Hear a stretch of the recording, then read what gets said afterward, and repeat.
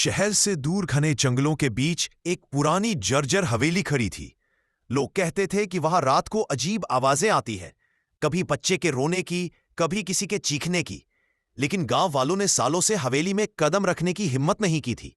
एक दिन तीन दोस्त राघव, मोहित और अंश मजे में उस हवेली की खोज करने निकल पड़े। उन्हें लगता था कि भूत भूत जैसी कोई चीज नहीं होती। शाम के समय जब सूरज ढलने लगा, वे हवेली के फाटक पर पहुंच गए। फाटक अपने आप ची की आवाज के साथ खुल गया। तीनों ने एक दूसरे को देखा और धीरे धीरे अंदर बढ़ गए। हवेली के अंदर धूल की मोटी परत जमी थी। दीवारों पर पुरानी पेंटिंग्स थीं, जिनमें लोगों के चेहरे अजीब तरह से मिटे हुए लग रहे थे, जैसे किसी ने जानबूझकर उनका चेहरा खरोच दिया हो। अचानक ऊपर से किसी के तेज कदमों की आवाज आई। कौन है वहां? राघव ने चिल्लाया, पर जवाब में सिर्फ सन्नाटा। वे सीढ़ियों की ओर बढ़े। हर कदम पर सीढ़ियां चरमराती, टक टक टक। ऊपर पहुंचने पर एक लंबा अंधेरा गलियारा दिखाई दिया। गलियारे के बीच में एक कमरा था, जिसकी खिड़की अपने आप धड़ाम से बंद हो गई। मोहित डर गया, लेकिन अंश ने हिम्मत दिखाते हुए दरवाजा खोला। कमरे में एक पुराना लकड़ी का पालना पड़ा था, जो अपने आप झूल रहा था। हवा भी नहीं चल रही थी। अचानक पालने में एक छोटा बच्चा दिखाई दिया। सफेद चेहरा, खोखली आंखें और रक्त से सना हुआ कपड़ा।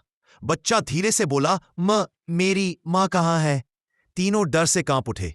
अचानक बच्चा गायब हो गया और कमरा बर्फ जैसा ठंडा हो गया।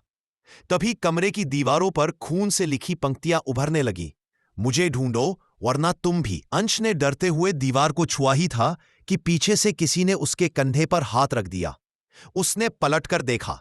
वहां कोई नहीं था, लेकिन उस हाथ की पकड़ इतनी ठंडी थी कि उसकी सांसें रुक गईं। राघव चिल्लाया, दोस्तों यहां से निकलो। वे भागते भागते नीचे आए, लेकिन मुख्य दरवाजा बंद था। किसी ने बाहर से कैद कर दिया था। अचानक हवेली की सारी लाइटें जल उठीं। सीढ़ियों पर वही बच्चा खड़ा था।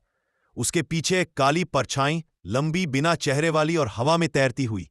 परछाई ने भयानक आवाज में कहा, जो यहां आया वो कभी बाहर नहीं गया। तीनों डर के मारे दीवार से लग गए। परछाई तेजी से उनकी ओर बढ़ी।